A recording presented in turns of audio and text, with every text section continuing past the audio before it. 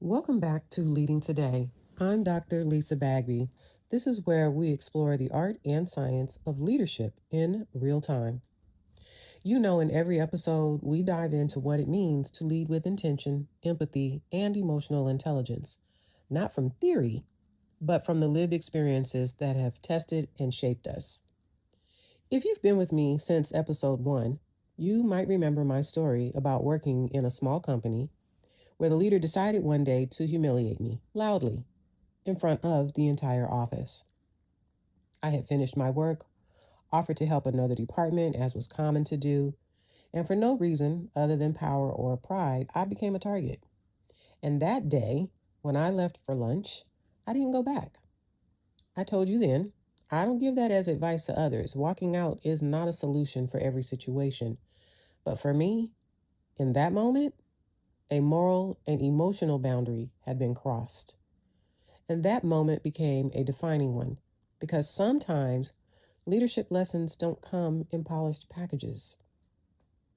So, fast forward a short time later, a different job and a much larger company. I want to talk to you about what I call the tale of two L's: leaders who lift and leaders who limit. I was in my early 20s, brand new to leadership, stepping into the world of big box retail where the days were long, the goals were clear, and the learning curve was really steep. I was excited, ambitious, and I was paying attention to everything.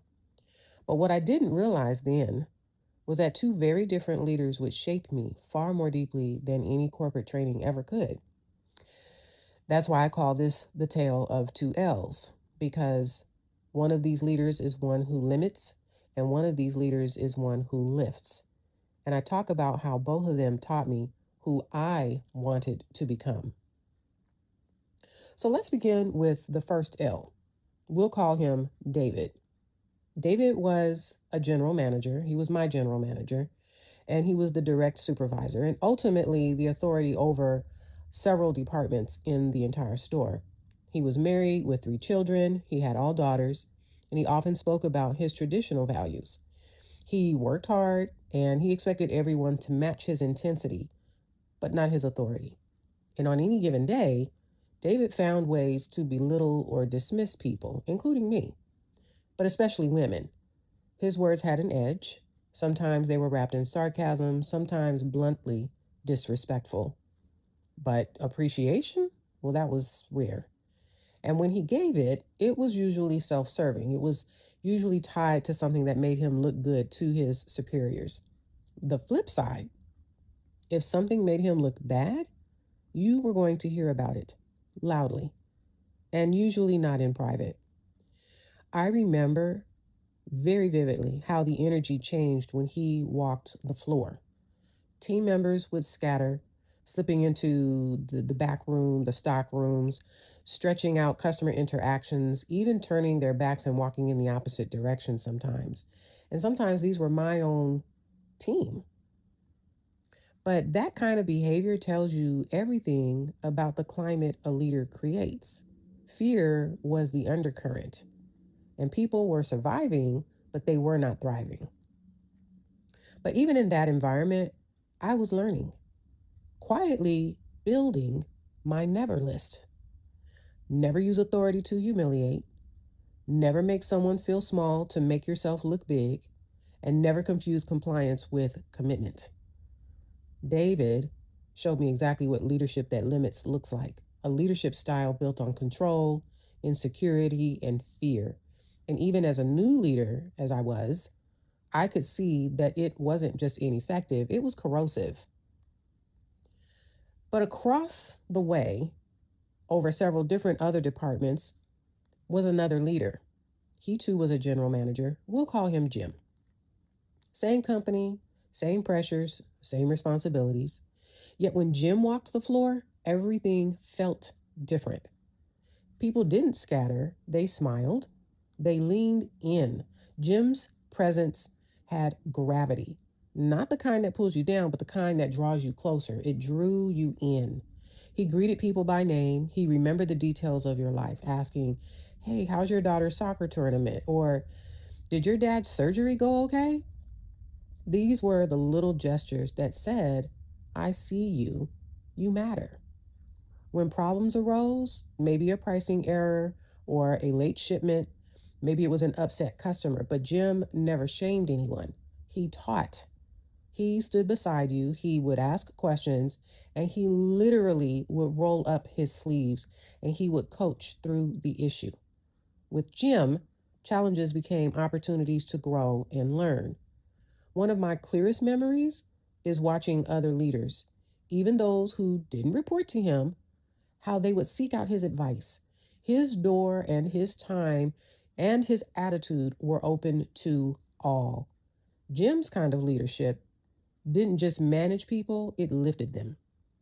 It made you want to do better, not because you had to, but because you felt supported enough to want to.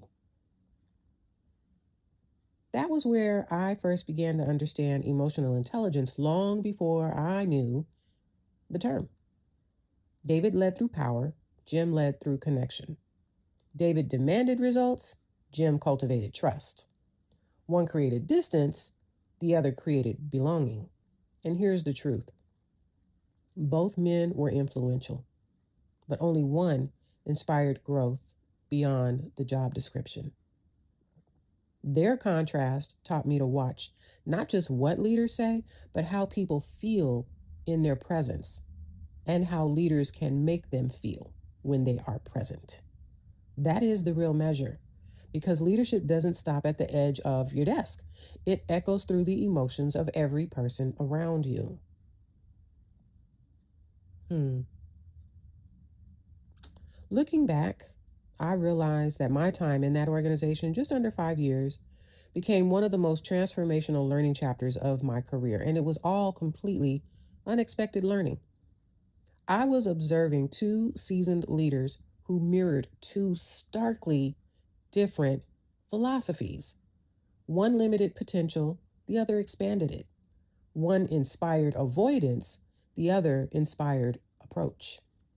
And I decided early on that I wanted to become a leader who lifted, a leader that people approached, trusted, and learned from, not one they navigated around. That awareness became foundational for me. It shaped my leadership values long before I ever had a formal leadership title.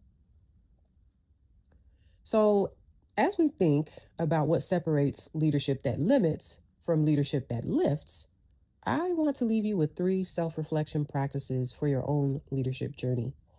These are small habits that help you stay rooted in awareness, empathy, and trust.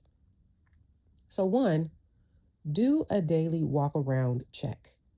Spend 10 minutes each day simply connecting. Ask how someone's doing, what they're working on, or what's getting in their way. You're not walking around to monitor, but you're walking around to understand.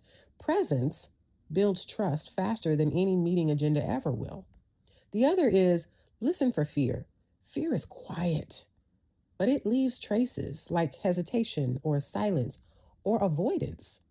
If your team is hesitating to speak up or works harder to avoid mistakes than to innovate, that is not a performance issue.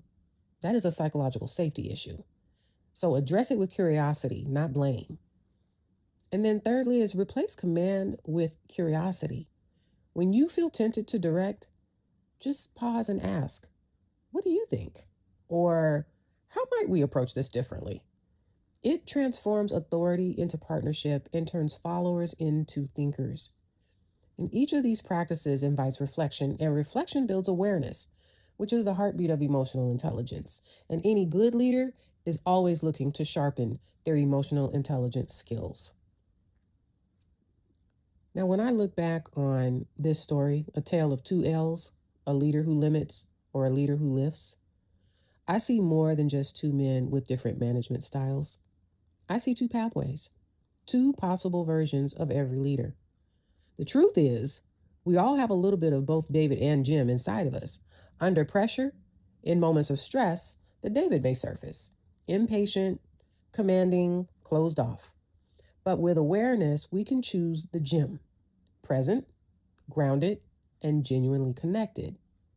Leadership, I've learned, is a daily choice. a reflection of who we are in our quiet moments as much as our public ones. So here's the question I'll leave you with today. One that I still ask myself quite often. When people see me coming, do they brace themselves or do they brighten? Because the answer to that question reveals far more about our leadership legacy than any title or achievement ever could. Leadership isn't about the noise you make, it's about the emotional echo you leave behind. Think about that. I'm Dr. Lisa Bagby, and this has been Leading Today, where we learn, reflect, and keep leading forward. If this episode resonated with you, I'd love you to follow and share it with someone who's building their own leadership story. You can find Leading Today now on Spotify, YouTube, Audible, and you can connect with me on LinkedIn. Hit follow so you'll never miss an episode. And if you'd like to continue the conversation, connect with me directly on LinkedIn. I'd love to hear the leadership reflections that this episode stirred for you. And until next time, lead with empathy, lead with courage, and as always, lead today. Thank you for joining me.